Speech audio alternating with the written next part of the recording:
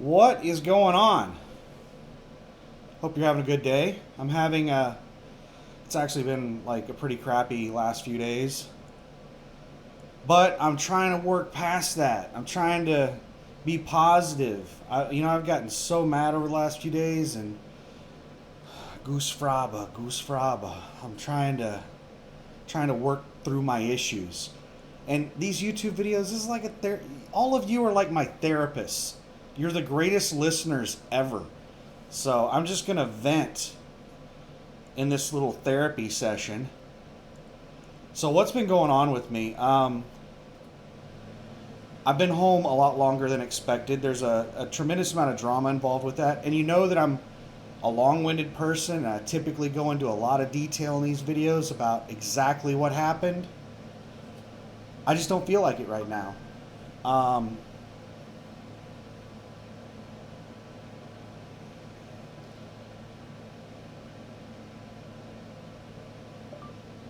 I live in Oklahoma City, period.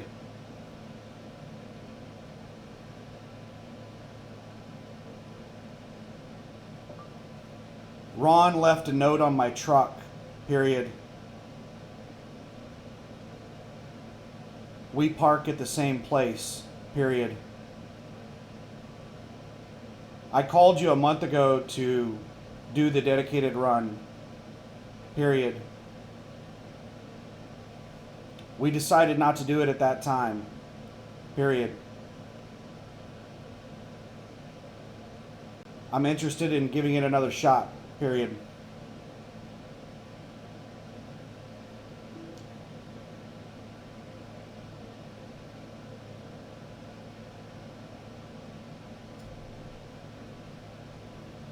So, what that text is about is I texted that guy about the dedicated run. Let me pull the spreadsheet up. And I've got like 3 spreadsheets open, so let me get it over to the correct one.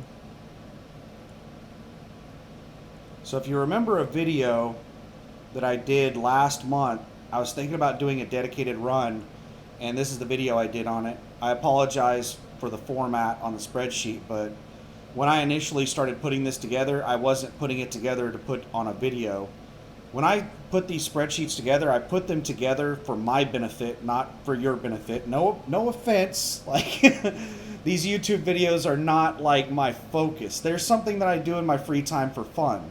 And to help people out. Like I got a lot of information from YouTube whenever I was researching trucking and stuff. So I'm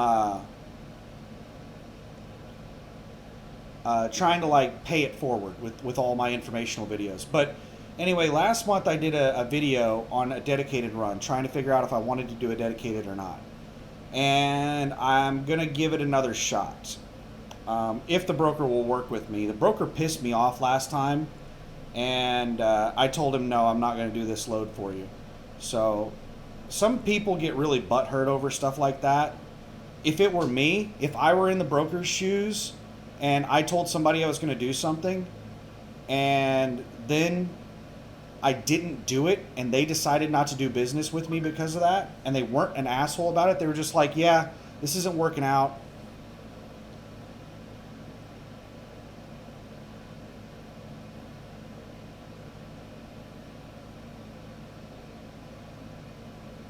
He remembers me. He said, are you the one I called, woke up, and it pissed you off? And I said, yes.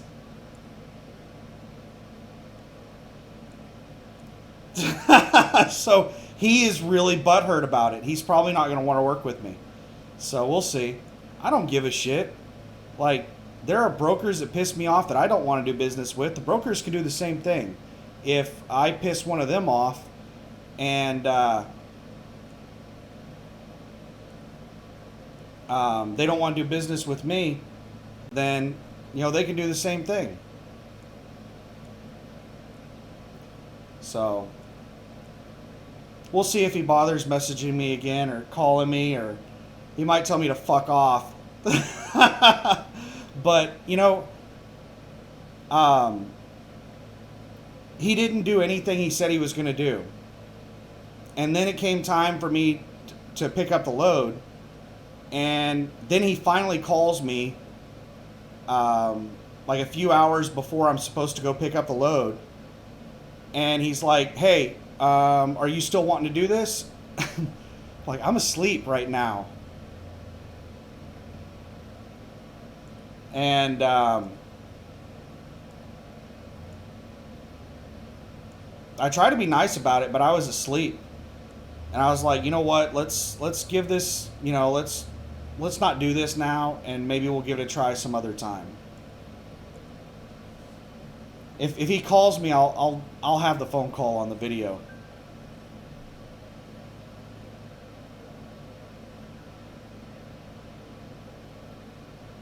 He said he's going to call me in 5 minutes.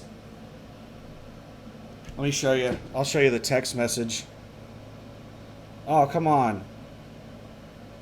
He said, are you the one that I called and woke you up and it pissed you off? And I said, yes. He said, LOL, you're not mad at me anymore? I will call you. Give me 5 minutes.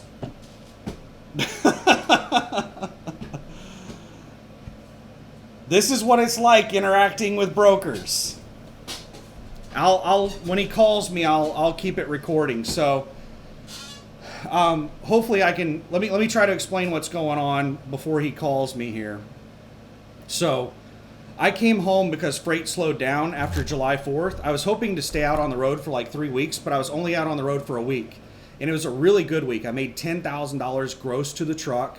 After all expenses, I cleared like $7,500. Really good week.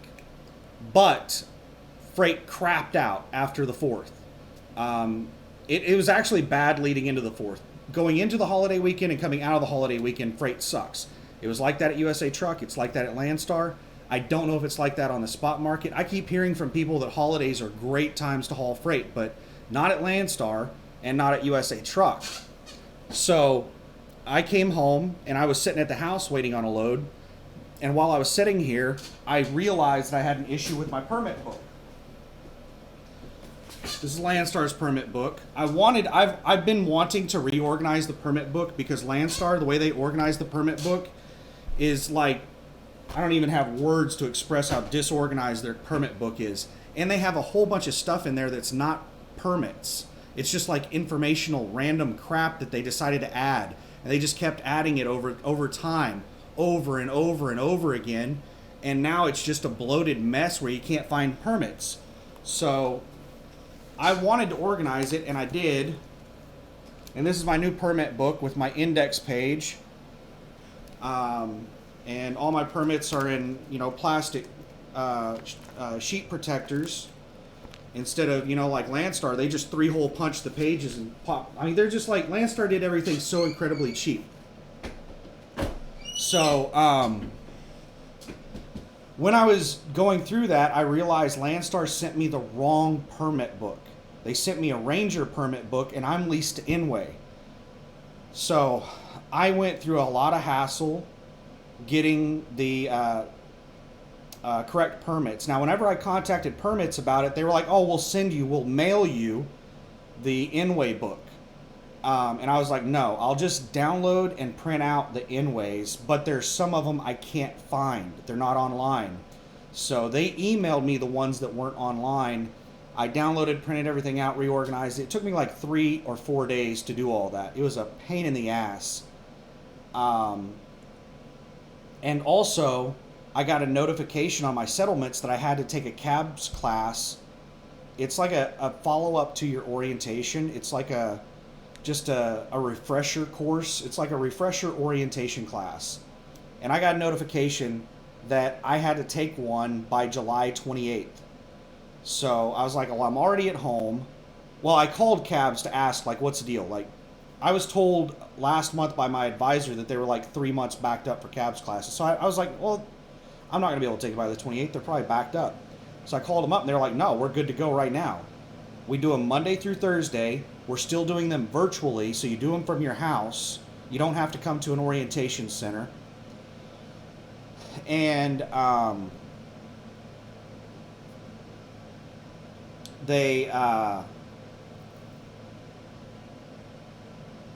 what the hell? I don't have to do them from an orientation center. So I had to do them at my house. So I was already at home. I was like, well, I don't want to go out on the road and then be put in a position where I got to figure out how to get back home so I can do this damn cabs class. So I was like, I'll do it. I'll just stay home and do it. The first opening, I called them on Thursday morning. The first opening they had was the following Monday. So I stayed 5 extra days at my house to do the cabs class. And over the weekend, I went out and did some work on my truck, installed an XM radio, did some insulation in the sleeper windows because I'm having a huge issue with heat coming in through those windows. And I forget what else I did on the truck on Sunday. But when I was there, the truck wouldn't start. All the electrical was working, but the truck wouldn't start. So I figured I had a battery that failed. So I went to the cabs class on Monday, took it right here in this seat. It was a Zoom meeting. You have to have a camera and a mic and stuff. And I was trying to take care of business before class and on breaks and things like that, trying to schedule to have my truck worked on and stuff like that. Sorry, I started thinking about something else. And Trailer Utilization sent me an email at 2:50 p.m. while I was in class telling me that they were sending somebody out to repossess my trailer. I replied back to him and I'm like, I'm in a cabs class. My truck won't start. I can't detach from the trailer. I'm planning on booking a load tomorrow. The only reason I don't have a load booked is because I'm in a cabs class. I had to sit around and wait to take this cabs class. They basically just told me to fuck off. They just kept repeating Landstar policy that if the trailer sets for more than 10 days, that they repossess it. So I had to, as soon as, like, the last hour of the class, I didn't pay attention to the class. I was emailing back and forth with Trailer Utilization, trying to get them to not take the trailer. So as soon as the class was over at 4 p.m., I had to drive across town in traffic. It took me an hour to get over to where I have the truck parked. And I worked on the truck myself because I couldn't get, the shop was just too backed up to work on my truck that day. So I went out there and worked on it myself. Luckily, it ended up being an easy fix. It was just loose connections. But I was able to get detached from the trailer. And, came back. And, today, they called me, they emailed me again. They said that the beast, the person they assigned to the trailer to pick it up to steal it from me came over and I was still attached to the trailer, and I told them the exact time frame. When class was over, I drove straight over there, worked on the truck for an hour and a half, got it working, and then detached from it. It's been detached since 6:30 yesterday. And I called in and requested a manager. I talked with the manager over there, went round and round with the manager. I ended up getting really pissed off at the manager, yelling at him, telling him that, is like, he just kept like repeating Landstar policy to me. And I said, I'm talking to you because whenever I was talking with Richard, all he kept doing was regurgitating Landstar policy back to me. And every time he does that, it pisses me off a little bit more. And talking with you is just like talking with Richard. It's like talking to a damn wall. I'm simply asking for you guys in the future to contact the drivers and ask them what's going on before you send somebody out to repossess the trailer. If you would have just reached out to me, I could have told you I'm booking a load tomorrow. I'm in a cabs class right now. I'm going to book a load as soon as I can. I'm sitting here because of a cabs class. But no, you didn't have the decency to do that. And that's what I've been trying to ask you to start doing. And all I'm getting from you is you fucking repeating Landstar policy back to me. And every damn time you do it, you piss me off a little bit more. I went around and around with him, and I finally just got so pissed off at him. I said, I'm done talking to you. I just need to know when the driver is going to be there to pick the trailer up, because I made a deal with the owner to let me park in another spot while I wait for somebody to pick up that trailer. Because I don't have a second spot to park my tractor in when I detach from it. So I need to know when that trailer's moved so I can move back into my spot. So he looked it up and he said, it looks like the trailer's already gone. I said, all right, bye. And that was the end of that phone call. Landstar utilization has got me so pissed off. There's so much more to the story than that. Like so many other things on why I'm so pissed off. But I can't believe that they didn't reach out to me and just ask me, hey, we show you've been sitting there for 10 days. What's going on? We need that trailer to be moving. And I could be like, yeah, well, sorry, I've been down because permits sent me the wrong permits and I had to deal with that. And then I had to schedule a cabs class. I was originally home because of slow freight. I'm trying to get moving as quickly as I can, but, I'm delayed because of permits. That's resolved. I'm delayed because of this cabs class. I'm in it right now. I should be good to go tomorrow, and I'm going to book a load as soon as I can. I don't want to book a load until after this class is over and after my truck is running. I have a very simple, easy problem with my truck that I should be able to get fixed tomorrow.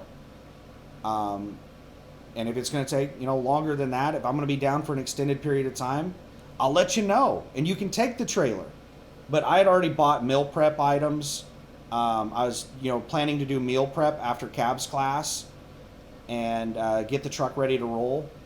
No, all right, let's not talk about it anymore. I'm getting really pissed off, and he's going to probably be calling me here any second.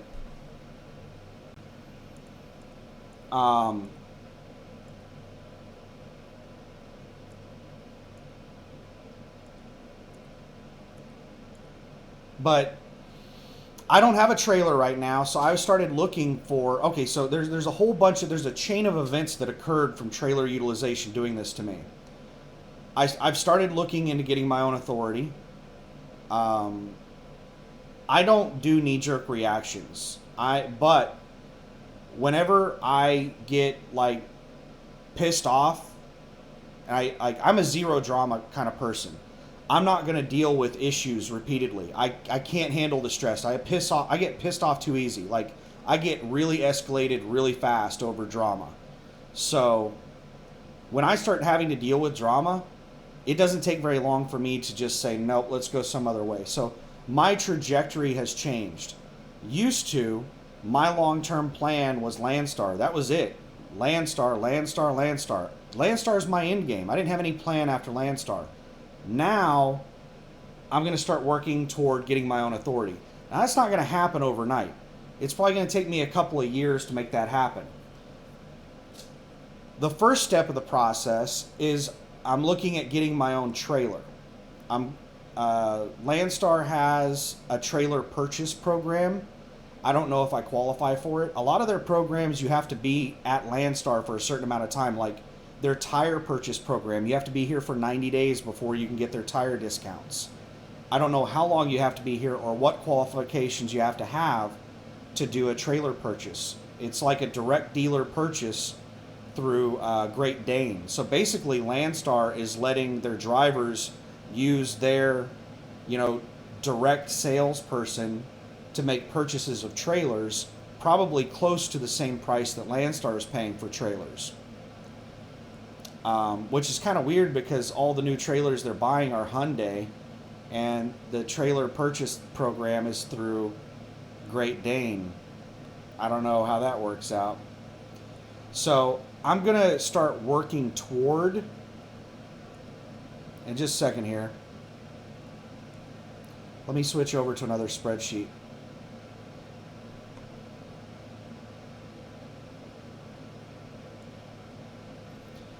These are just some numbers. I've been calling around all day, getting insurance rates, trying to find out how much a trailer costs. I've been calling all kinds of places. So here's some just random information. OOIDA, their insurance program is a pain in the ass to get into. But brand new authority, in my situation, if I had 4 years of recent driving experience and I went out and I got authority tomorrow, my insurance would be $15,000 a year through OOIDA. That is amazingly cheap insurance for brand new authority. That is really good, cheap insurance for brand new authority. But I only have 18 months of recent verifiable experience. This is starting to piss me off. He told me he was going to call me in 5 minutes, and it's been 14 minutes. This is the same reason I decided not to do business with him last time, is he told me he was going to do something, and he didn't. He said he'd call me in 5 minutes. It's been 15 minutes.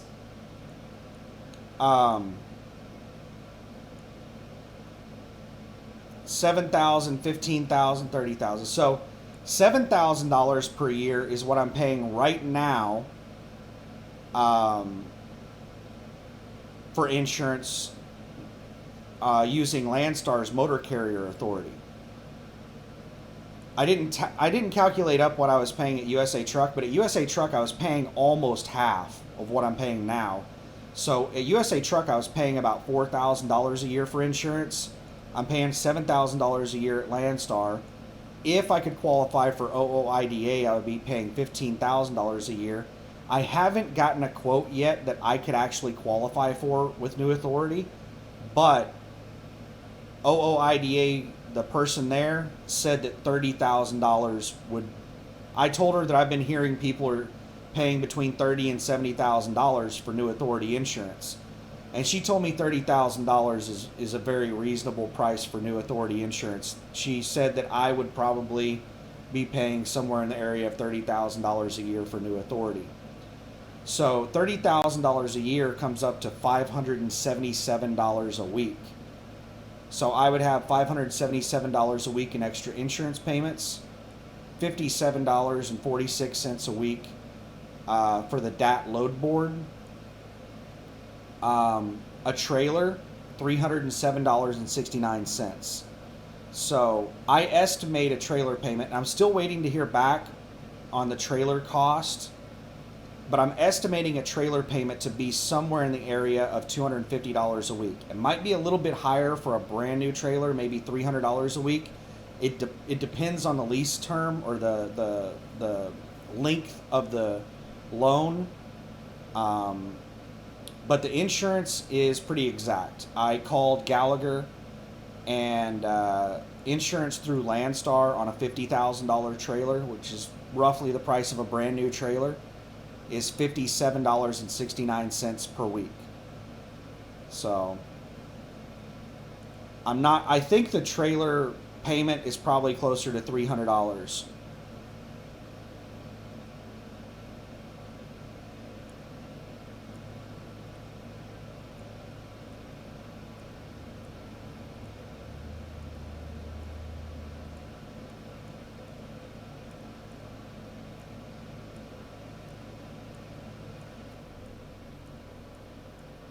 Sorry, I'm just glancing at the numbers, and I'm getting irritated every second that passes that he's not calling me.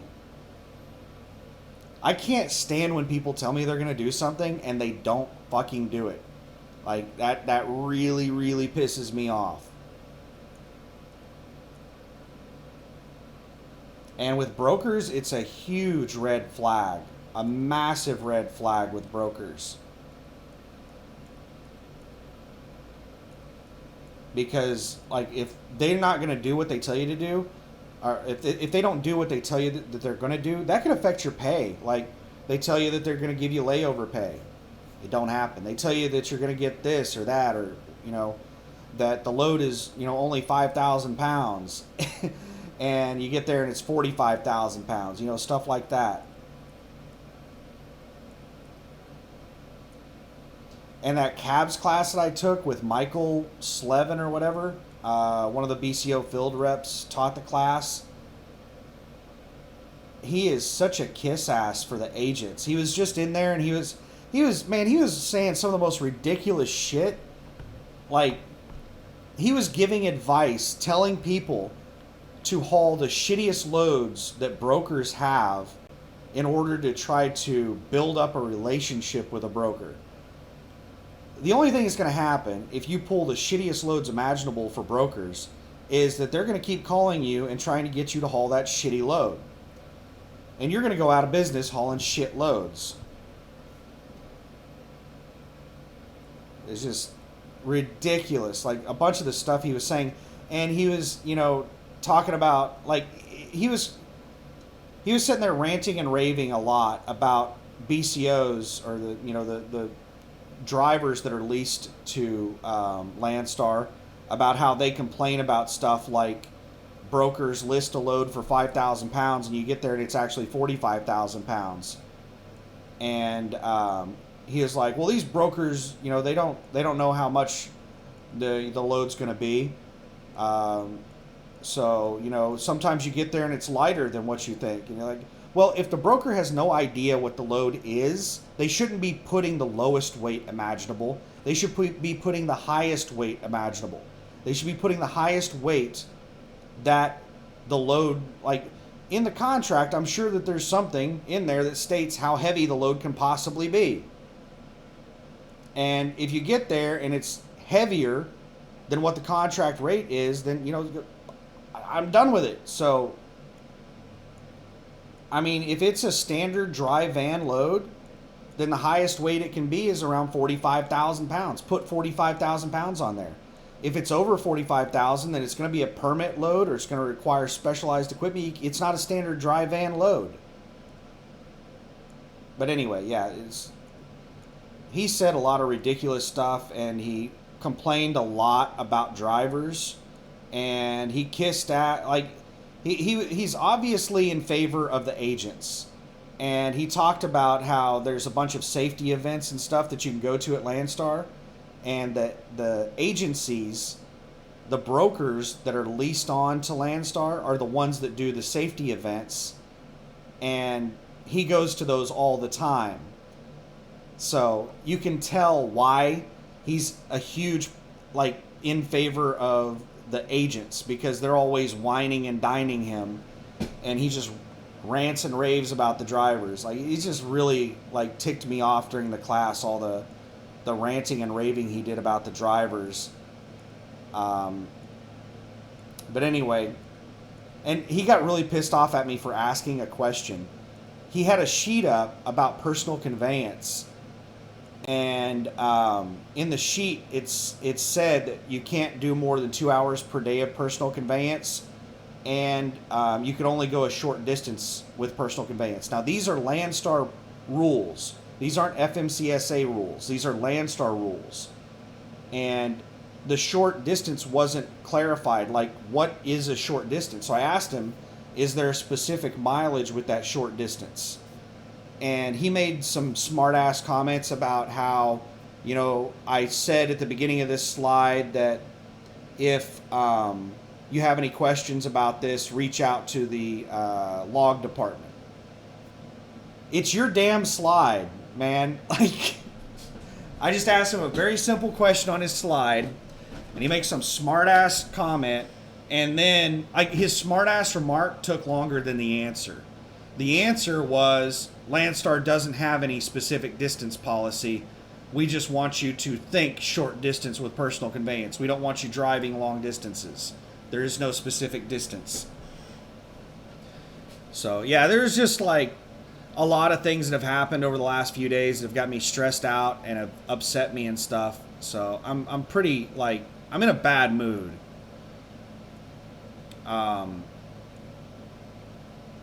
But we're looking for a load. We're trying to press on.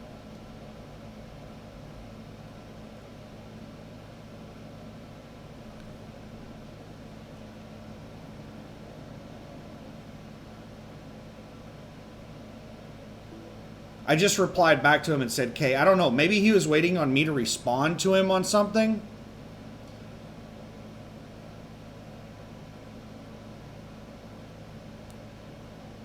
So it's been like 20 minutes. So I just replied back to him and said, "Kay, like, I'm gonna call you in 5 minutes.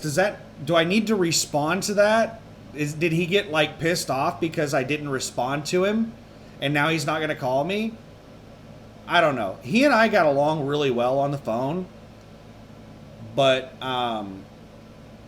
it's like I said in my oh, whoa.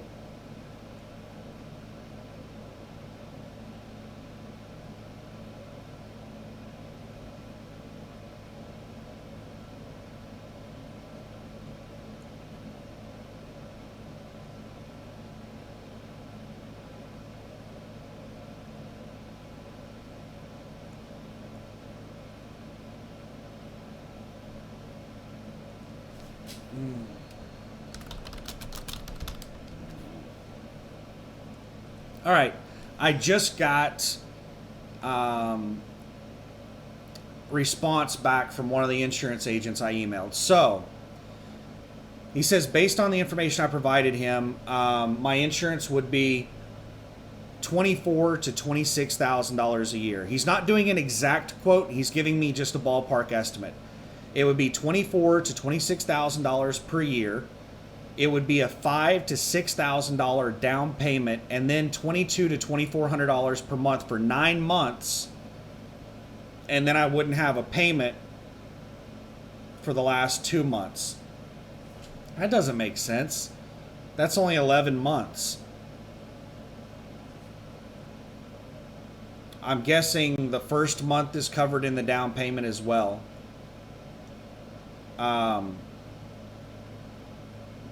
And he said that that quote was for the $1 million coverage.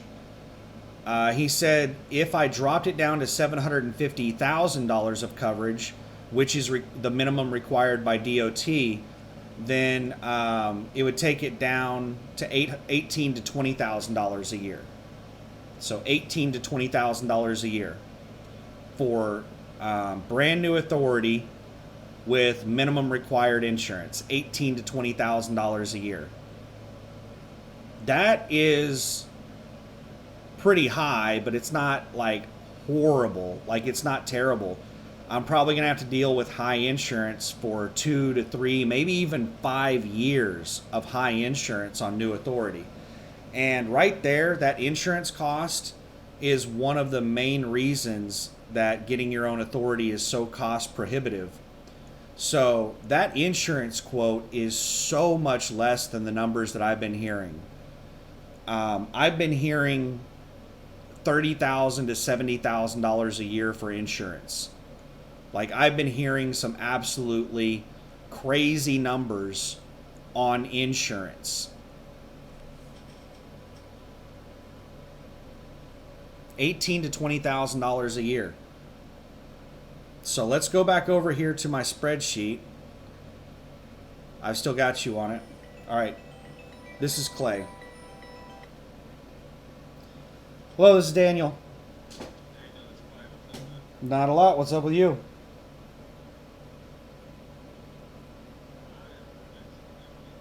Uh-oh. Well, let's try to make it quick then.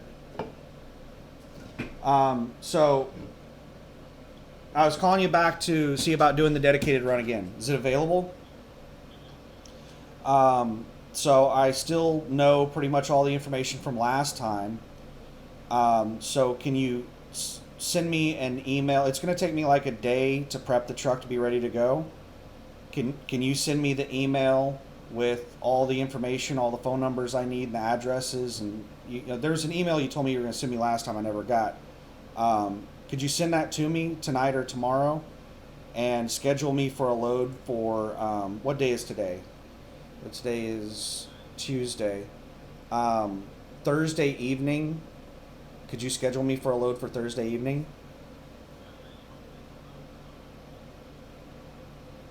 What do you mean Tuesday? You mean Wednesday? Yeah, that's fine. If you can give me the load information Wednesday, then that would be great. I'll be, what happened last time, you called me while I was asleep, but I'll be asleep all day Thursday during the day. So if I can have the load information Wednesday, then that'll let me know when I've got to be there and all that stuff. I'll have the truck prepped and ready to go Wednesday. So as soon as I wake up Thursday, I'll just drive over to the truck, hop in it, and take off. Yeah, backwards, Oklahoma City to Dallas.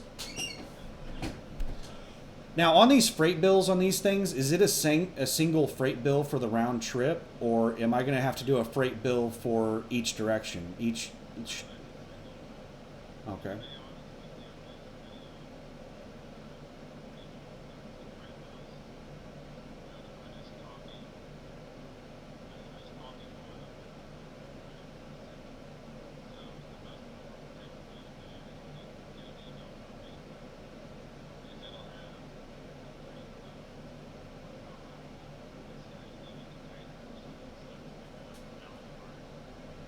Hmm.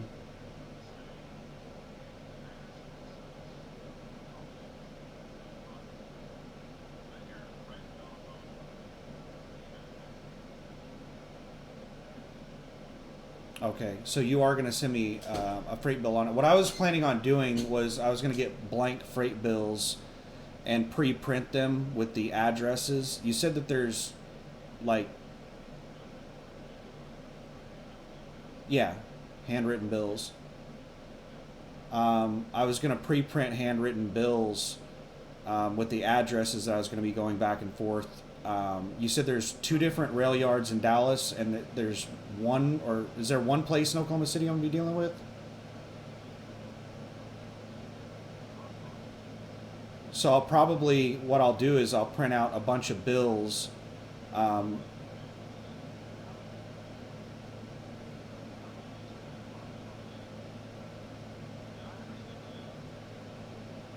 no, I never got anything from you.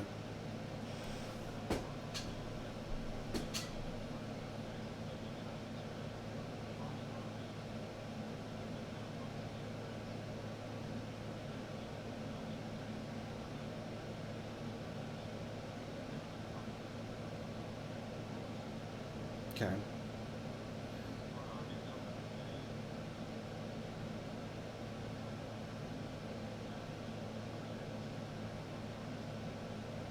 Sounds good. Now, after, so you're going to send me the information on the load tomorrow. Um, Now, after that load, when am I going to get the information for the next load?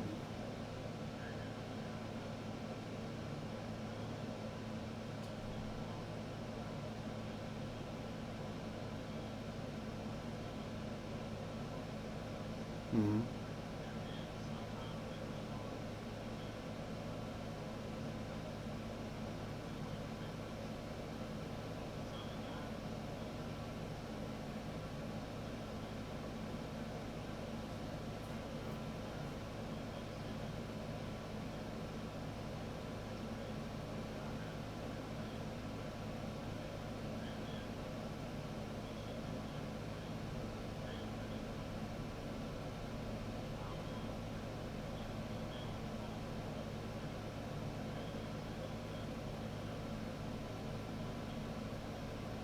Okay.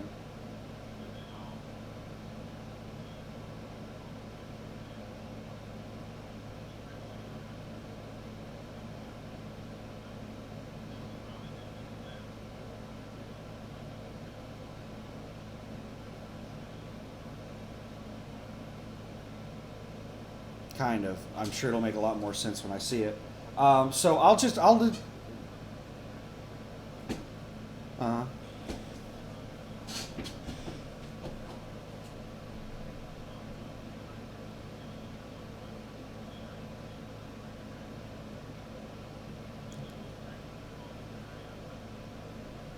mhm. Okay.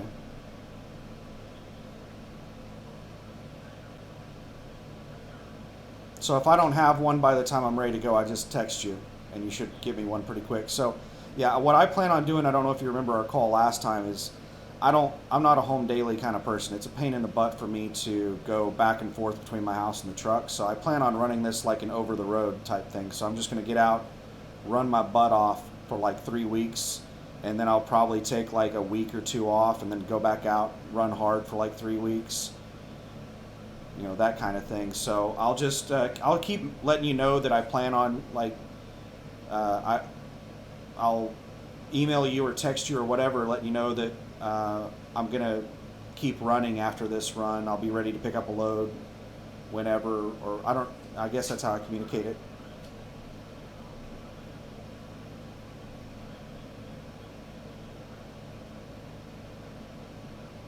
yeah, I'm just going to be driving back and forth. I don't know.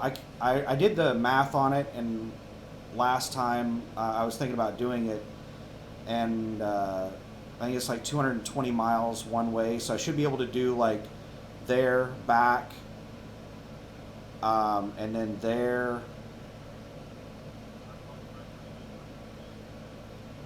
Something like that. Yeah, I can do like Oklahoma City, Dallas, Oklahoma City, and then back to Dallas, and then I'll probably have to take a 10 in Dallas, and then so I'll be able to do like three trips in a single drive shift, or three roughly somewhere in that area.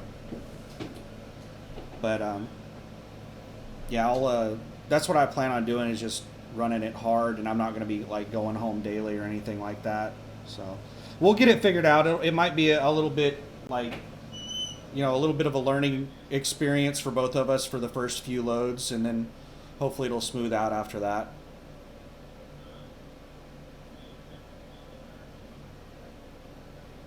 Yeah, yeah, I'll send you that.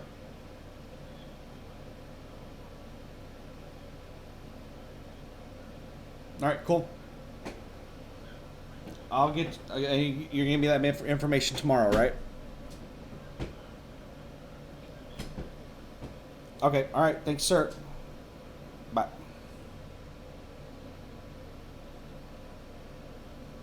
You better send me that crap tomorrow. Just a second here. I'm sending. He asked me to send him a text with my email address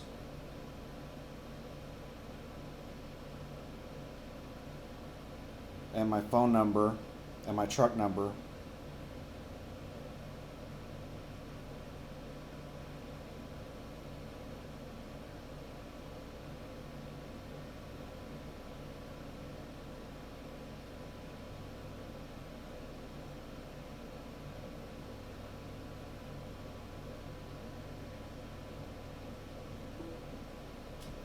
All right, so I just sent him an email address with my name, email address, an email address. I just sent him a text message with my name, email address, phone number, and truck number.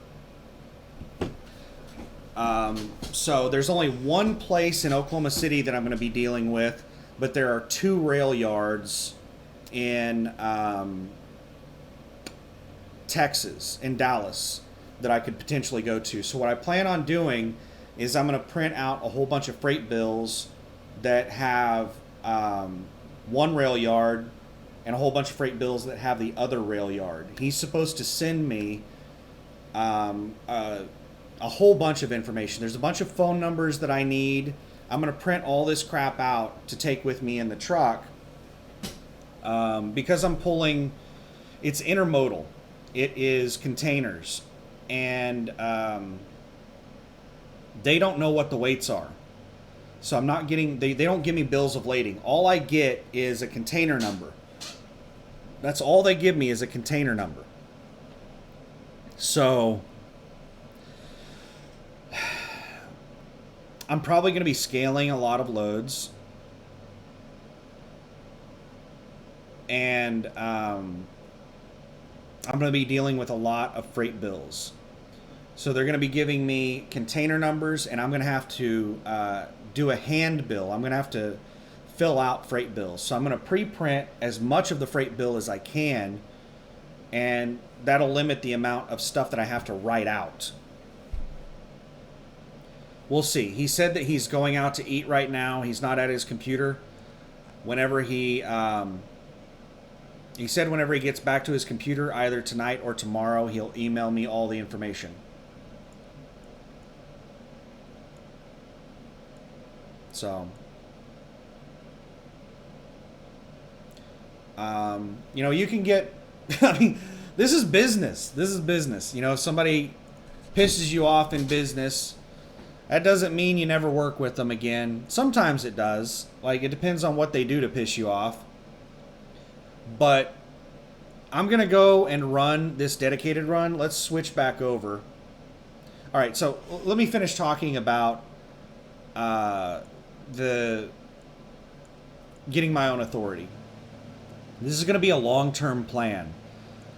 I need to build up savings to get my own authority. I built up savings to become an owner-operator. To get my own authority, I need even more cushion because I'm out there, you know, without a parachute. I'm flying without a parachute with my own authority. Leasing to somebody like USA Truck and Landstar, they will help me out with stuff a lot. Like they will try to help me out. Under my own authority, I don't have a business partner that's going to help me out on anything. I'm completely reliant on myself. So it's a huge leap, and I need a bigger cushion financially to take that leap. So that's one of the reasons that I have decided to go ahead and do this dedicated account. We'll go back and talk on the numbers on the dedicated account in a minute, but I need to build up money. While I'm here, I'm going to use the amazing discounts that Landstar has to go ahead and hopefully purchase a trailer. I'll probably end up replacing my tires on my tractor. And who knows what else I'll get done, but I'm going to take care of everything I can while I'm under Landstar's authority and I have access to their discount programs and stuff. I'm going to, you know, try to get everything in tip-top shape, stack money, and I suspect it's going to take me approximately 2 years to get my own authority. Could I go out and get my authority, you know, my own authority next month? Probably. I probably could. But I would feel uncomfortable doing it with the amount of money I have right now. So it's definitely possible that I may get my own authority sooner than 2 years, but my conservative projection would be 2 years. If I don't have much of any drama or any major drama with Landstar, then I'm not going to be in a huge hurry to get my own authority. There are more things than just Landstar pissing me off that are pushing me to get my own authority. AB 5 and the PRO Act are a couple of things. The government, I don't want to get into politics. I don't want to get into religion. I don't want to get into belief systems. But if you are an owner-operator and you're voting Democrat, you're just fucking stupid. Sorry, I don't want to get political or anything, but you know, I got to say it. AB 5 still exists. It's not gone. It's not done away with. And a lot of people were told whenever AB 5 was pushed through that it wasn't intended to affect truck drivers. It was intended for Uber and Lyft. Well, that's not true, because politicians lie. In order to sell AB 5, to get people to vote for it, they lied about it. And now it's being fought in the court system. There's a hold on AB 5 while they fight it out in the courts. But in the court system, they've flat out said that AB 5 is supposed to affect truck drivers. If AB 5 ends up passing through the court system, then that shit could go nationwide. They already have the PRO Act, which is like a mild version of AB 5 that they're trying to push nationally. There's just so many things happening right now that people, political parties, and probably large corporations are trying to crush small business. And this is one of the ways of crushing small business. The whole AB 5 and PRO Act, getting rid of independent contractors that are business partners with others to, doing like a lease contract with a place like Landstar to use their operating authority. It makes becoming a small business owner easier. Could you imagine if they got rid of the ability to lease on, and the only way to become an owner-operator was to just go straight from company driver to getting your own authority? That is a huge leap to take. That is a massive leap to take. So the government right now is trying to get rid of lease contracts. And that is another reason that my plan has changed from going, just with Landstar to now I'm going to start working on getting my own authority, because I think it's going to start to become more difficult to get your own authority as insurance rises. It's the entry into getting your own authority is just going to keep going up and up and up. The entry cost, the amount of hoops you have to jump through to get your own authority, just keep going up. It's a lot harder to get your own authority now than it was 20, 30 years ago. Now, getting the authority part of it is easy. There's like running under your own authority, everything involved with pulling a load under your own authority, it is a lot harder now to get to that position to pull a load under your own authority than it was 20 to 30 years ago. One of the big things is insurance. Insurance is just massive. Insurance is a huge, it's a barrier to entry. So there's a lot of reasons why I make decisions. I don't make decisions for one damn thing. Like I'm not a knee-jerk reaction type person, but and if I offended anybody with my political statement, then I apologize. But like, it's getting kind of ridiculous what the agendas some of these politicians are pushing, and how much and to see people vote for them, like, that don't understand what they're doing. It just, like, it pisses me off. The only reason that they're in a position that they can do this to us is because there are people stupid enough to vote for them. So, anyway, I'm sorry. I try really hard not to get political or talk about belief systems or anything in these videos, but it's just got me really fired up.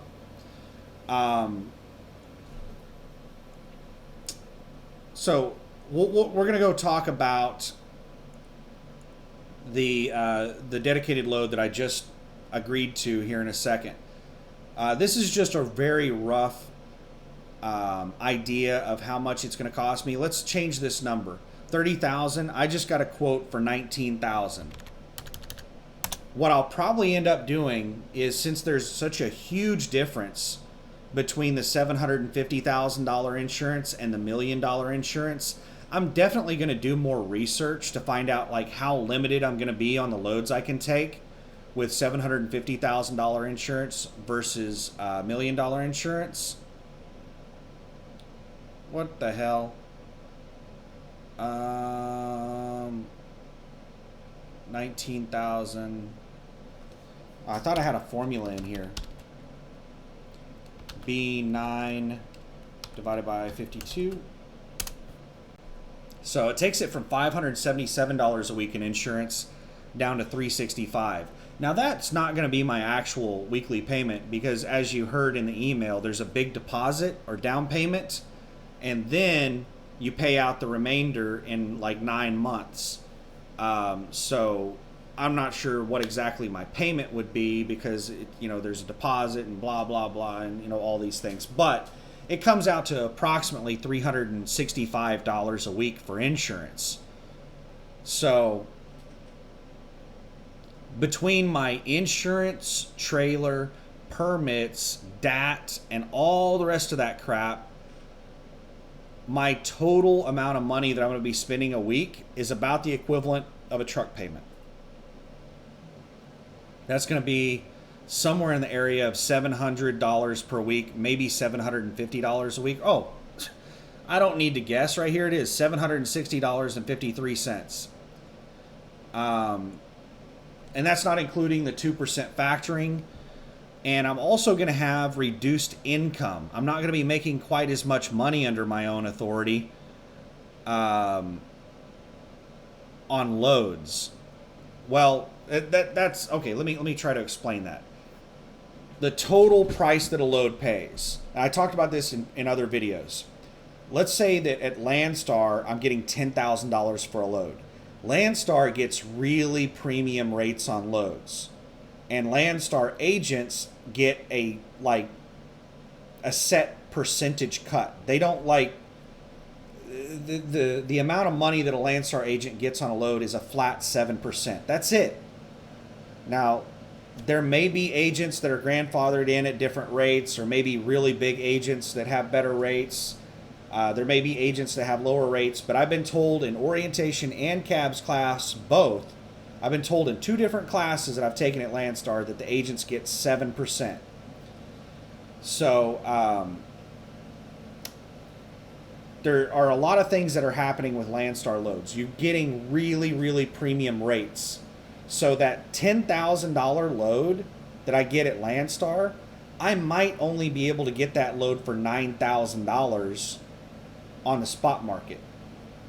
Maybe even $8,000. There may be a significant difference in how much I get on that load under my own authority working off the spot market versus hauling that same load with Landstar. Now at Landstar, they're taking a 65%, I'm getting a 65% cut. They're taking 35%. Well, of that 35% cut, 7% is going to the broker, and Landstar's keeping 28%. I've lost my train of thought. Give me a moment. I started thinking about something else, and I'm really bad about starting to think about something else because it takes me longer to speak than it does to think. So while I'm like talking about something, I'll start thinking about something else, waiting on myself to finish talking. Anyway, so I'm getting that they're taking a 35% cut. Okay, what I was doing was comparing the 35% cut versus all my extra expenses.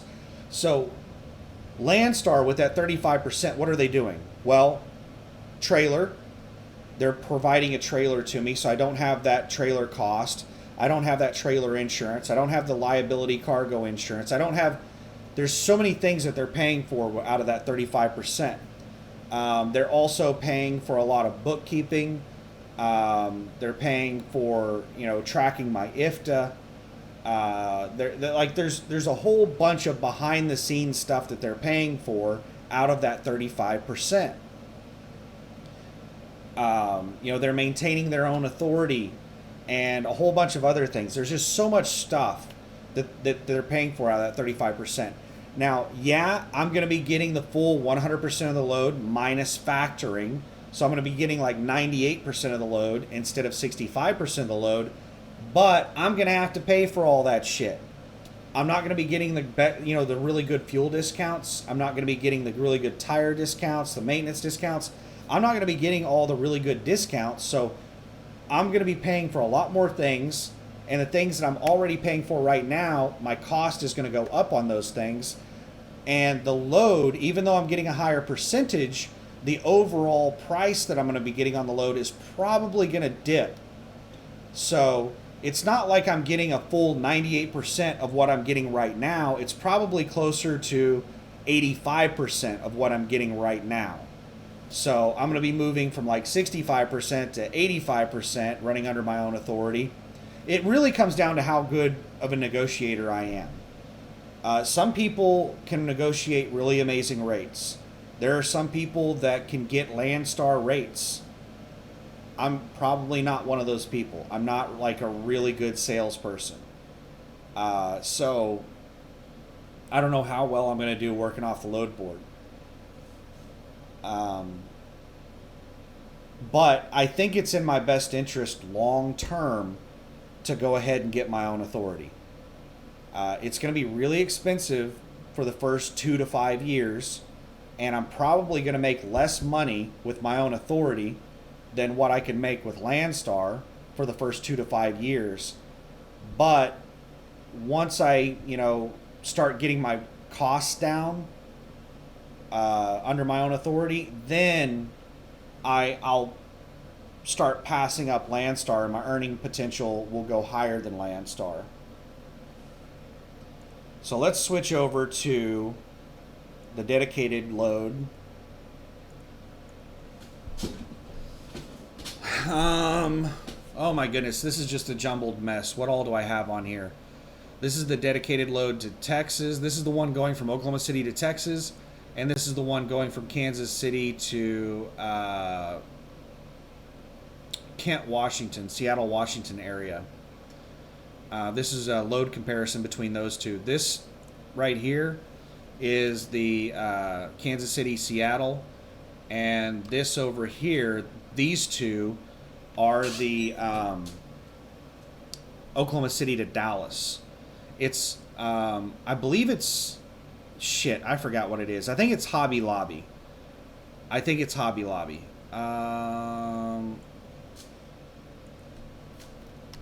Oklahoma City Hobby Lobby.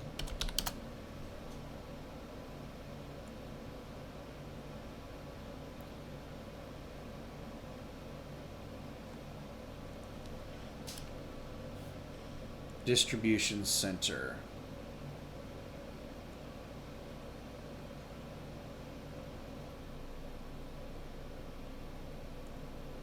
All right, let me switch over to the browser. So we have a Hobby Lobby distribution center right here.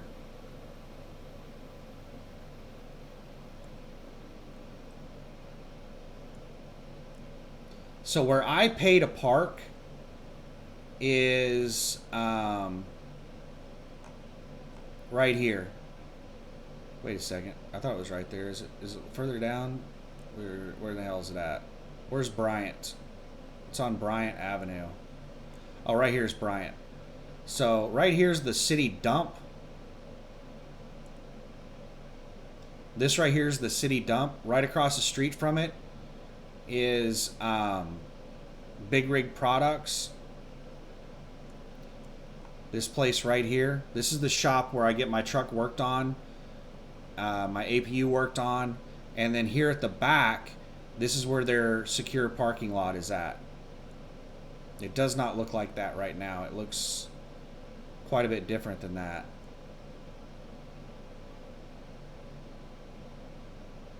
Huh. When is this image taken? I don't know. It doesn't say when the satellite image was taken. All right. So Big Rig Product. Do directions. And we'll go over to the Hobby Lobby. Where the hell is the Hobby Lobby? 40, 44. It was right here.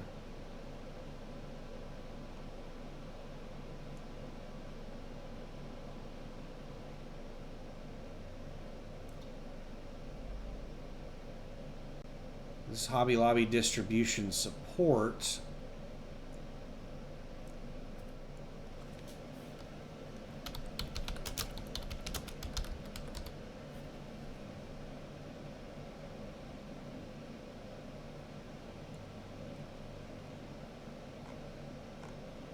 Hobby Lobby distribution warehouse. Let's look at the satellite. Do we see containers? Oh yeah, they got a whole bunch of containers lined up right here.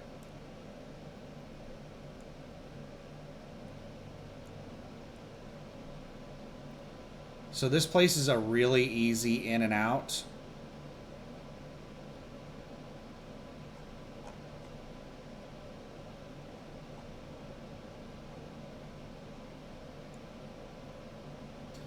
So that's the drive that I'm going to have from the place I parked the truck over to the Hobby Lobby distribution center.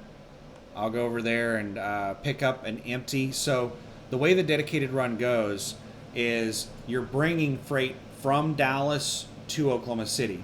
So every time I drive to Dallas from Oklahoma City, I'm going to be hauling an empty container.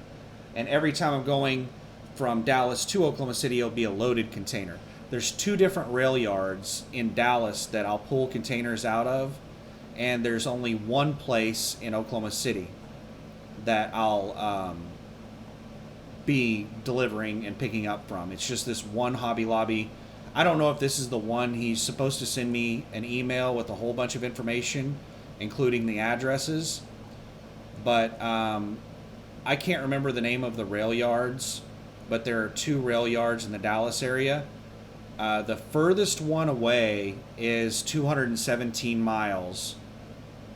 And I did all of my estimates based on 220 miles. There's apparently a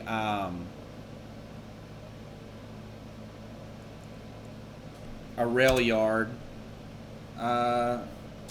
Dallas rail yard.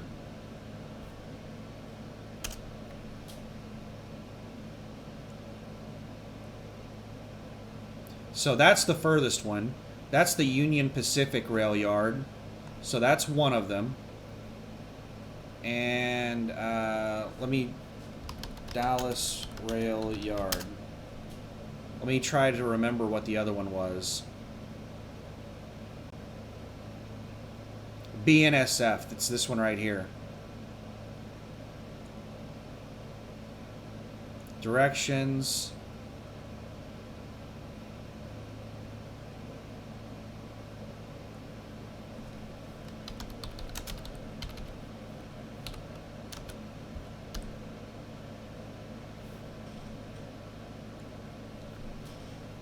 So that one is 204 miles.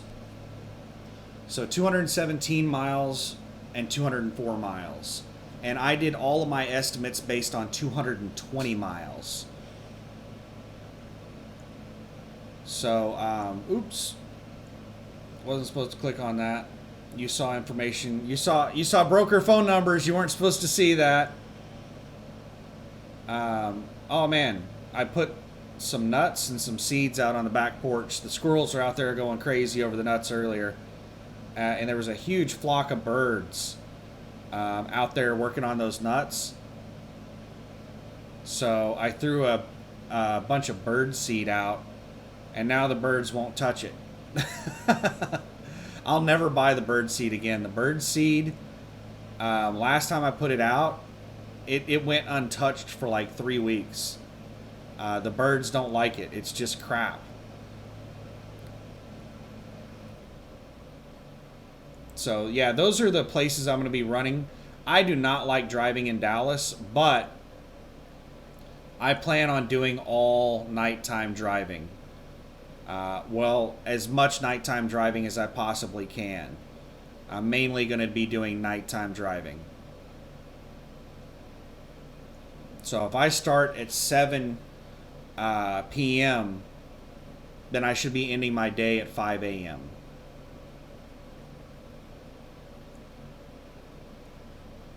And just knocking out as many loads as I can. And let's go back over to the spreadsheet. And I already explained this in my last video when I was thinking about doing this dedicated run.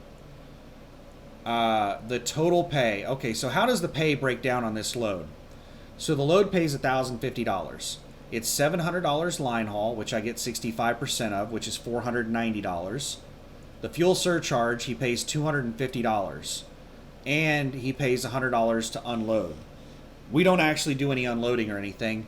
They just have a lot of... oh, and actually I don't get 65% because I'm not using a Landstar trailer. I get 70% of the load. So what it breaks down to is I get $840 per round trip. And a round trip is approximately 440 miles if you base it on 220 miles. So, what I calculate that I can do in a week, this 6,700. Why don't I have these broken down into formulas?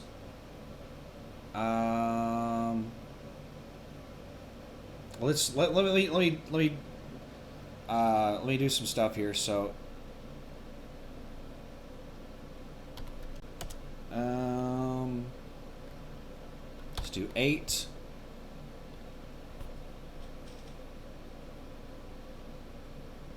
And we'll do 9. I think this one is based on 8 loads per week. Let me just double check. 6720 equals sum of E16 times N16. 6720. Yep. I think that one's based on 9 loads per week. E16 times S16. 7560. All right. So this one's based on 8 loads per week, and this one's based on 9 loads per week. And I don't like just plugging in numbers. I like everything to be in formulas based on stuff. That way I can change one thing and it'll go and modify everything else. I don't have to sit there and whenever I want to make a change, I don't have to go and change 10, 12 different things. So 8 loads per week is how many miles per week? Oh my God. What in the hell? So it's 220. Let's change this. Equals sum of, that'd be in, we'll do mileage per load. N16 times N15. And we'll put in here to 440. So it's 440 miles round trip.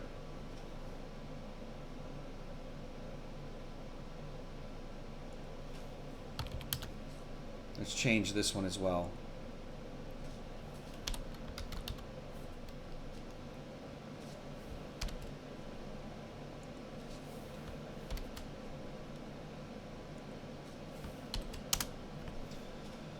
That didn't change the numbers dramatically, but all right, so it's 440 miles round trip, and I'm doing 8 trips per week, so that's 3,520 miles per week. That's 183,000 miles per year. If I do if I work every week, like if you're one of those people that works every damn week, you never take any time off. Those people exist, but they're very rare. I can tell you of one of them, Trucker Will. Let's find Trucker Will's ass on YouTube. You need to go check this guy out. YouTube.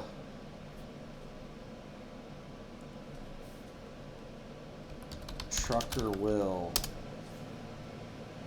There we go. This guy does lots of great informational videos. He gives a lot of good information in his videos. He's a Prime driver. He's a trainer. Well, last time I heard he was a trainer. I'm not sure if he's still a trainer. I don't watch every one of his videos. But I am subscribed to him. Right here, subscribed. He has around 1,800 subscribers. He doesn't get a whole lot of views on his videos. You know, a couple hundred views on videos. Oh, here's his popular videos. He has several videos that he's getting like 5 to 10,000 views on, or 3 to 10,000 views.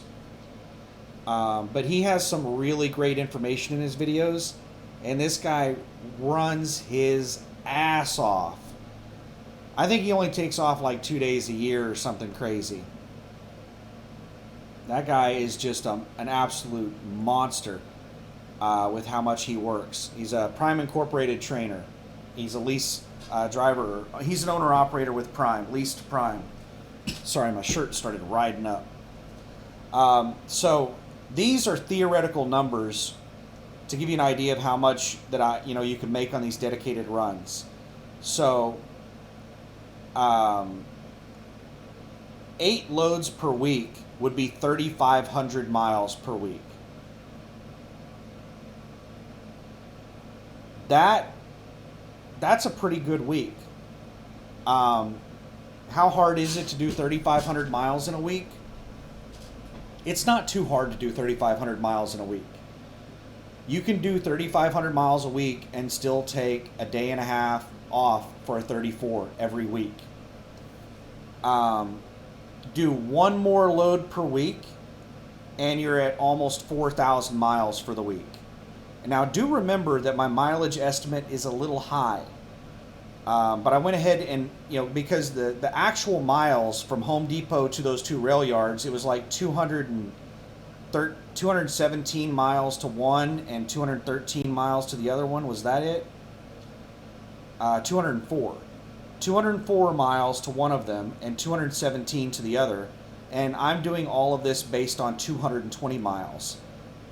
So I'm overestimating the total number of miles, but that should make up for going out of route to get fuel and going out of route to go park my truck and to drive over to Hobby Lobby from where I park. And I'm going to have out of route miles. But anyway, this should give me a really good ballpark estimate of what I could potentially make in a week, in a year. So my total pay that I would be making would be total gross to the truck on an 8-load week would be $6,720. $6,720 per week. My total mileage would be 3,520. What my rate per mile would be, what I'm actually making, would be $1.91 per mile. That kind of sucks. My goal is to do $2 per mile or more. The only reason I'm doing this is because of the consistency and because of my lower costs. I'm going to be hauling a lot of empty loads, and I'm going to be running in low fuel price areas. So I'm going to be saving money on fuel cost.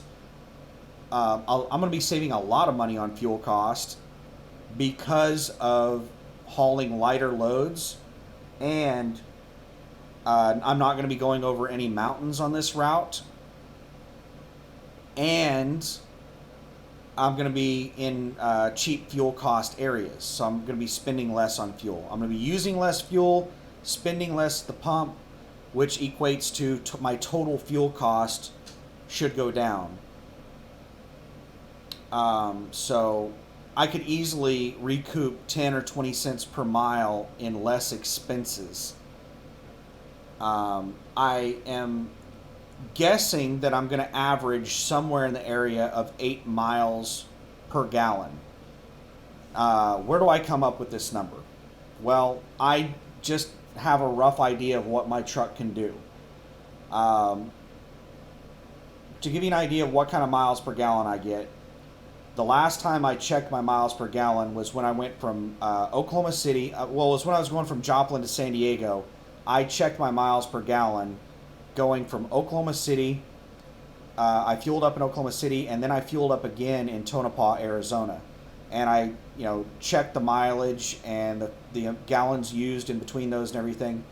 And it came out to roughly 7.6 miles per gallon is what I ran.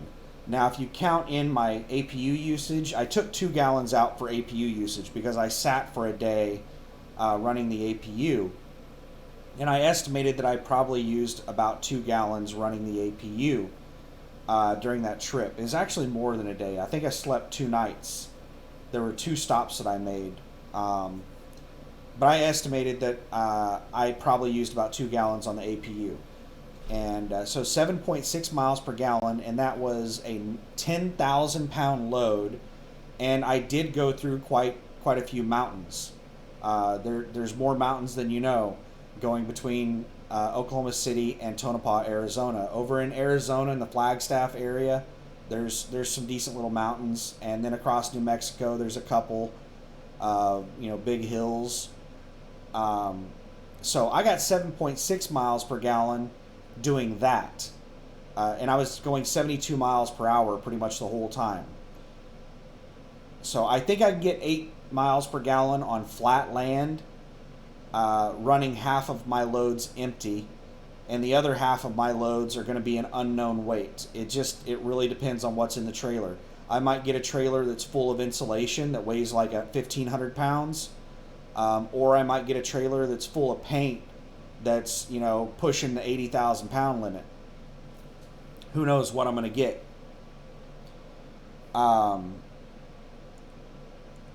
So the gallons of fuel is an estimate of how many gallons of fuel I'm going to use per week. The fuel pump price that I estimate to pay is $2.65 a gallon. I'm probably gonna have to update that. Fuel costs have gone up by about a nickel. And this is my estimated fuel cost per week running this many miles is $1,166 per week. My estimated maintenance cost is 11 cents per mile for maintenance.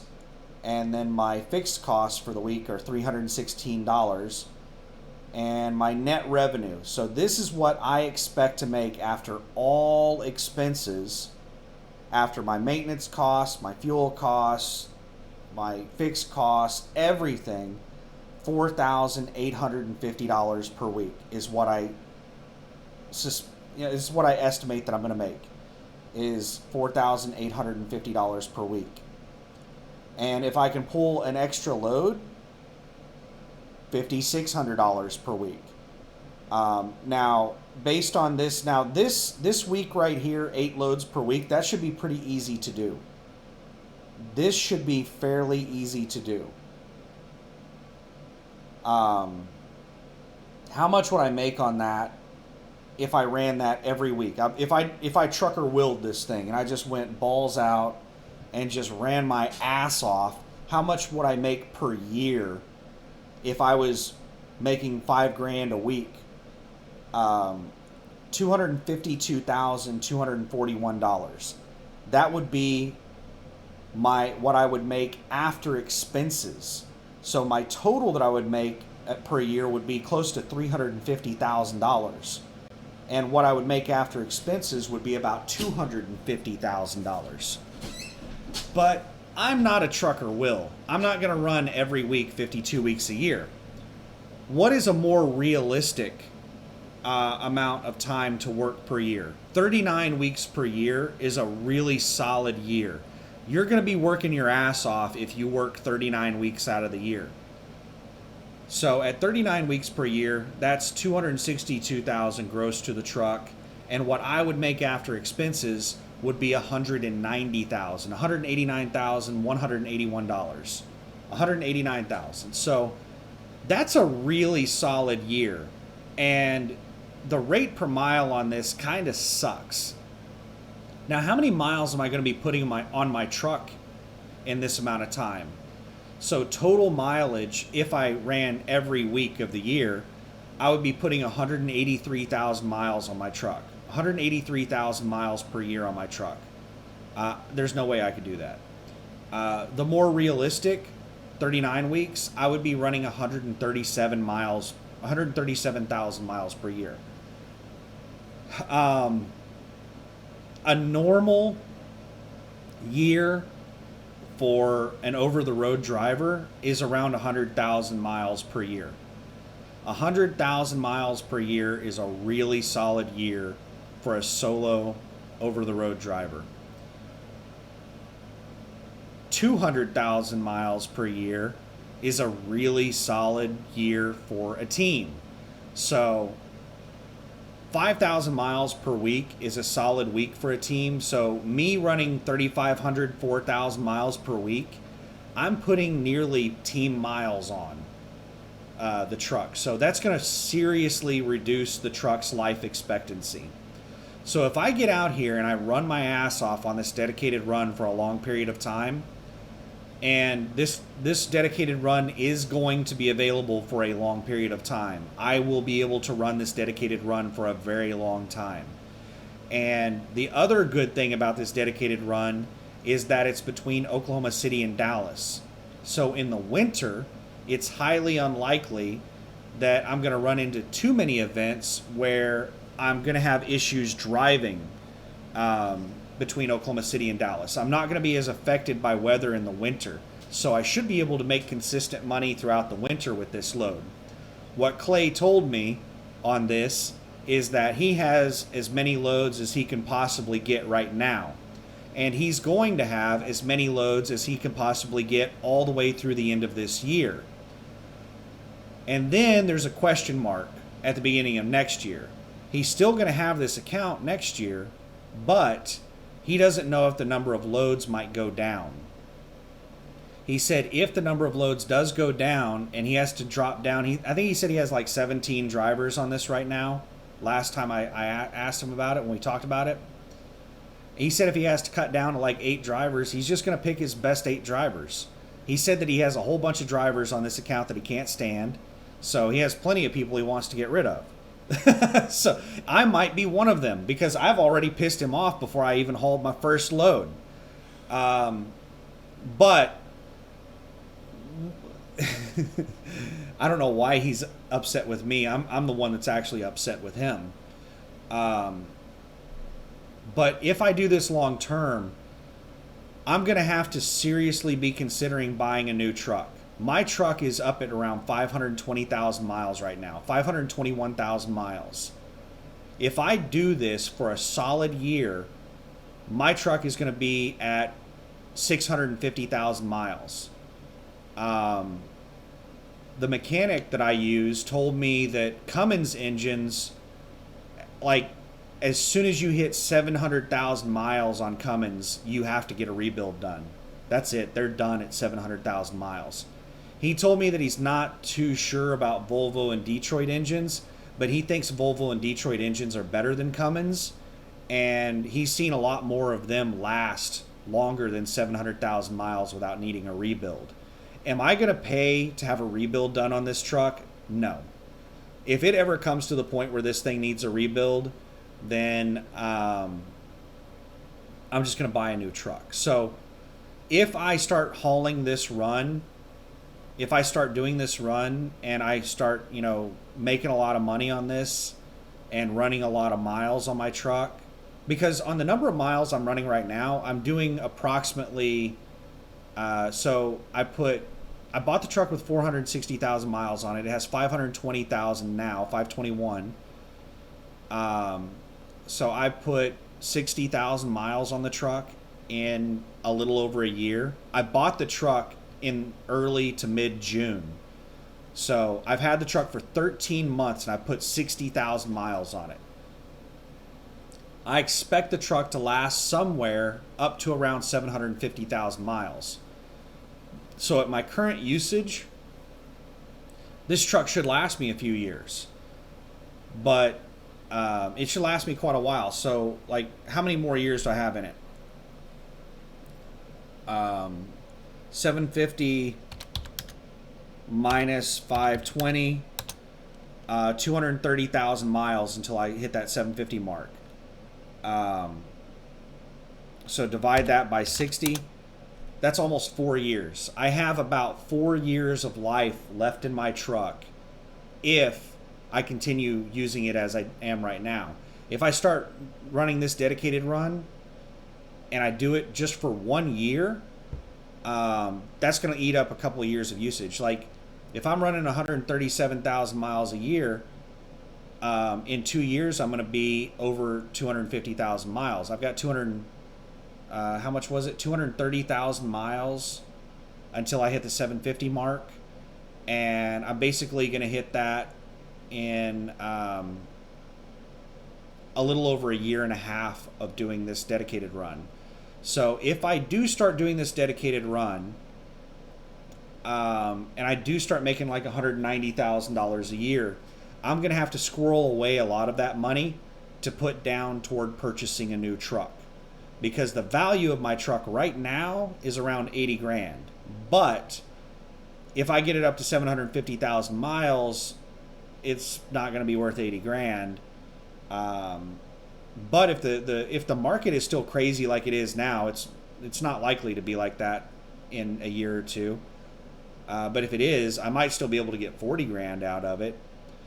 Most likely I'm going to end up selling my truck for $25,000 is what I expect. Once I use the truck up to the point where it's still running, but I feel the need to buy a new one, it's probably going to be worth about 25 grand.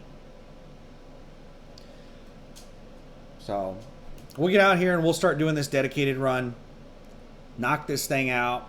I'll be running my ass off, just running back and forth between Dallas and Oklahoma City. And we'll get some good, consistent money. And after the first couple of weeks, I should get a better idea of exactly how much money I should expect per week, how many runs I expect I can do per week. And, you know, we'll get it knocked out. Get out here and make some money. Those people that just listen to my videos while they're driving down the road are probably loving these long ass videos. It's killing time. You know, time flies whenever you have something to distract you when you're driving. Whenever you're just sitting there and nothing's going on, oh my goodness, time can crawl. But you know, there's a whole bunch of things with this. Doing so many runs per week, that's going to be a lot of freight bills that I have to turn into TransFlow and stuff like that. There's just going to be a lot of paperwork involved with this, but once I get a routine down, it shouldn't be too terribly bad. And this was me trying to break down like how many loads per week that I could do. I don't know how, like what the hell I was doing here. I don't know why I was doing it that way. But yeah, 9 loads per week, maybe 10 per week. You might actually be able to do 10 per week. Right around 4,200 miles is the absolute maximum you can do in a week legally. It's somewhere in that area with the current speed limits and stuff like that. Somewhere in the area of 4,200 miles per week is the absolute most that you can do as a solo driver. Maybe 45, somewhere between 42 and 4,500 miles in a week. Let me think here. Let me. The most driving hours you can do in a week is somewhere around 60. You really need 10 hours for pre-trips, post-trips, unloading, loading, things like that. Fueling, 10 hours per week easily for that stuff. So let's do 60 times 75. That's 4,500 miles per week. To have a 75 mile per hour average is not realistic. Even if the speed limit's 75, you're not going to have a 75 mile per hour average on all of your driving hours. So let's do 60 times 70. That's 42, right? That's 4,200 miles per week. So if you are driving 75 miles per hour all the time, then 4,200 miles per week is, you're getting right around the theoretical maximum number of miles you can run in a week. But anyway, yeah, we'll run this dedicated for a while and see how it goes. If I'm not able to run as many loads, or if there's a lot of drama above and beyond what I already know of, then maybe I won't be doing this for too terribly long. But he has a lot of people on the account that have been doing it for a very long time. And the people I know of that are on the account absolutely love it. Right here, let me cover up his phone number. This is the note that I had left on my door by Ron telling me about this load. He was like, Ron loves this load so much. He had only been doing this run for a couple of weeks before he put the note on my door. But he just absolutely loves this. Like, when I talked to him on the phone, he and I talked on the phone for like 3 hours while he was driving. I was sitting here at home and he was driving, and he was just like talking on the phone for like 3 hours. I finally got to a point where I was just like, I'm gonna need to take off. It was good talking with you. And he's like, oh, I didn't mean to keep you on here so long. But yeah, he loves this account. He absolutely loves it. He does it home daily with weekends off. So he only does 1 round trip per day. So he does 5. Let's change this number right here to 5. So how much is Ron making? Ron is home daily, taking weekends off, and he's only doing around 440 miles per day. He's doing 2,200 miles a week, And, well, all of this is based on my costs. I'm pretty sure Ron told me his truck's paid off. So Ron's in the same position as me. He has a paid off truck. If your truck isn't paid off, then you have your fixed costs are not going to be $316 a week. They're going to be probably $1,000 a week. You have a $700 a week truck payment. But what Ron is making on this load, being real casual about it, and he's only working like 8 hours a day, he's basically working a 40-hour work week. And he's making $113,000 a year. He's probably actually working every week. He's probably not taking very much time off. So he is probably working 52 weeks a year on this load. So he might actually be making $151,000 a year. So he's making $150,000 a year running this load. How much is the broker making on this? Let's do some math on that. So what is the broker getting paid? The broker is getting paid the line haul, which is D13.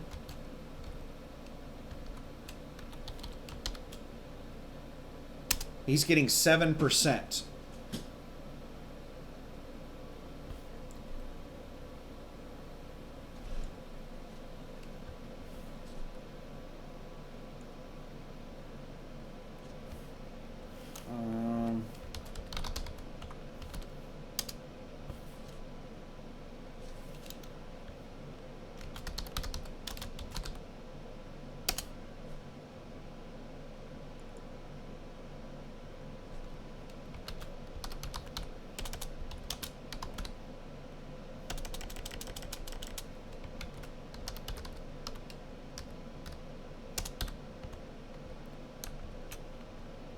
So how much is the broker getting? Sum of C17 times C18. So the broker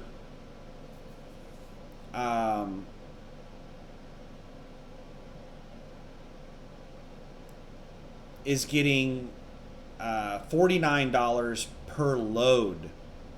You know what? Let's do this a little bit different.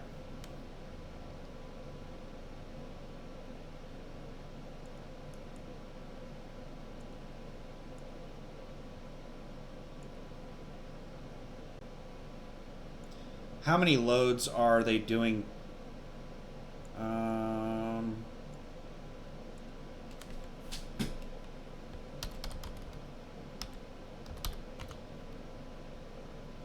So how many loads are the average driver doing per week?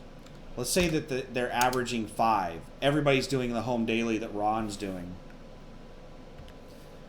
So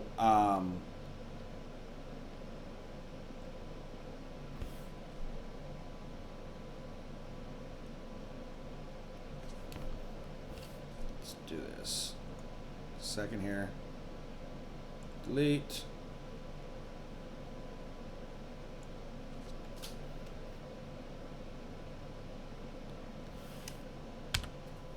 All right, the broker. What is the broker getting per week? Oh no, I didn't want to do that.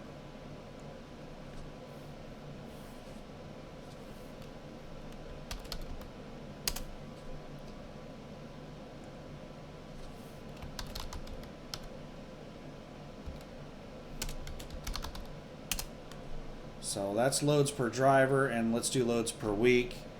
Equals sum of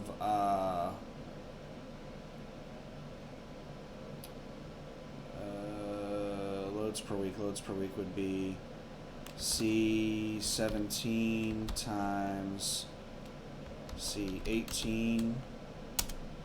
That's 85 loads per week, and the broker per week would be his cut times total number of loads, so 19 times 20.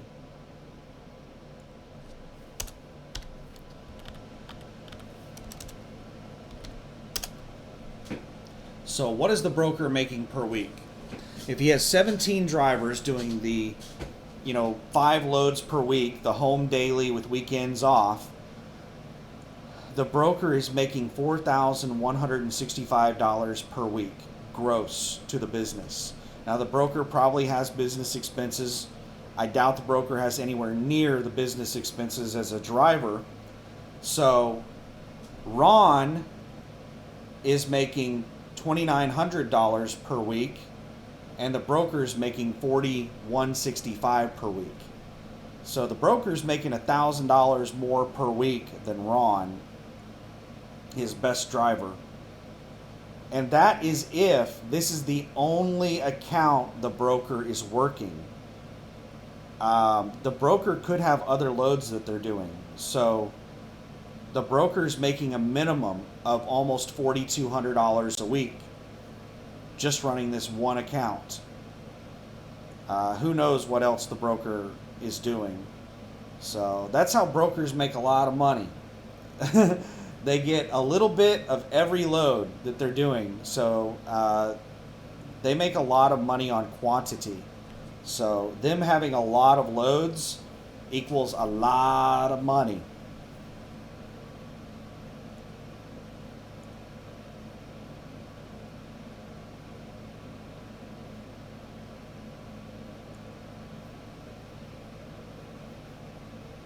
So anyway, I don't know what else to say in the video. I'm drifting off thinking about other things. I'm probably going to go downstairs and start my meal prep.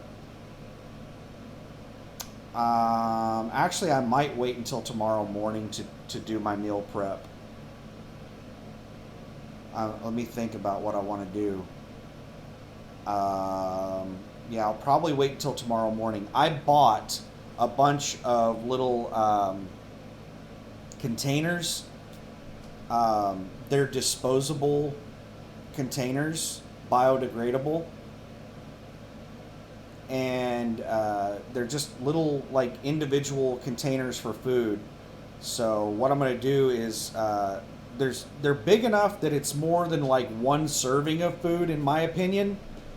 So what I plan on doing is, instead of taking Hungry Man dinners this time, because I can't, Hungry Man dinners are okay to eat like one of them, but after I eat one Hungry Man dinner and then I start thinking about eating another one, I'm just like, no, let's go into the truck stop and see what they've got.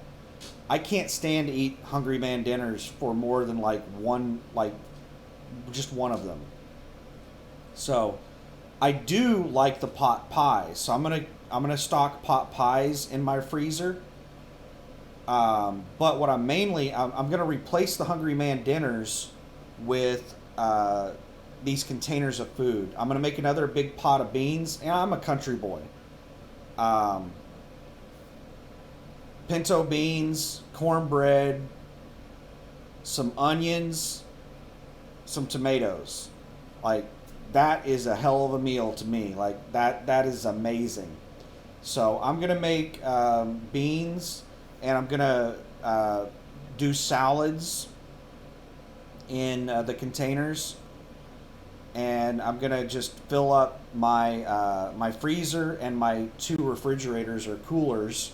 My freezer, my cooler, my refrigerator with basically those little Stouffer's pot pies, and then salads and pinto beans and cornbread and onions and stuff like that. I'm just, man, getting hungry just thinking about it. And I've been getting better and better on my pinto beans recipes. Oh my goodness, the pinto beans are starting to come out really well. Let's take this back up to 7 loads per week. That's a 3,000 mile week. That's still $163,000, $164,000 a year. If I put away a lot of money, I need to really, really, really put away a lot of money.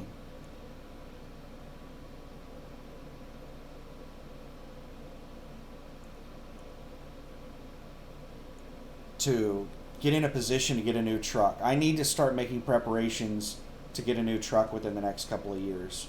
That's a lot of stuff to take on. Getting my own authority and getting a new truck, buying a trailer, all within the next couple of years, that's a lot of stuff to take on. Now, purchasing the trailer, if I'm going to start running this dedicated account, I might put off on the purchasing the trailer for a while. But I still need to talk to Landstar about that and figure out what the program is for buying the trailer.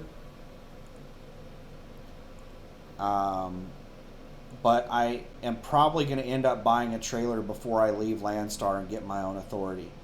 So I might try to run this dedicated account for a year. If it works out, we'll see. Like last time, before I hauled the first load, I decided, no, I'm not going to do this crap. So I might start hauling loads and just get tired of it and just be like, nah, I'm not doing this crap.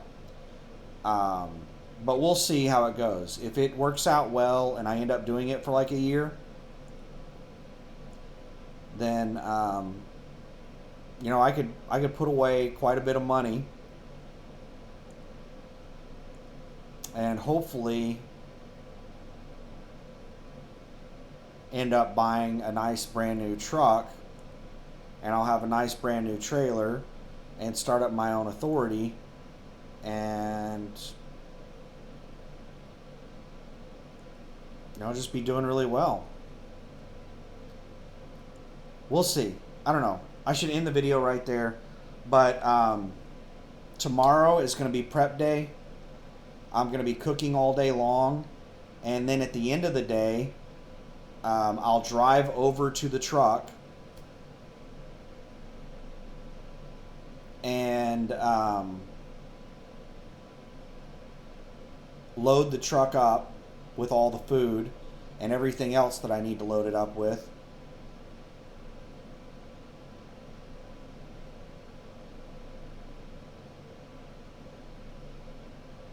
And then come back here, sleep, and get ready to roll and be ready to take off Thursday evening. So he's supposed to email me my load information and a whole bunch of other stuff that I'm going to print out and have available to me for all the phone numbers I need for breakdown and maintenance on the trailers and stuff like that. I hope that I'm not having to put the trailers in the shop too terribly much. He's made comments about the poor condition of the trailer, and Ron also made comments about the poor condition of the trailers. Ron told me he didn't feel safe going 75 with these trailers. So I hope I'm not putting trailers in the shop all the damn time, because I'm not going to get a ticket. If there's shit wrong with the trailers, it's going in the shop.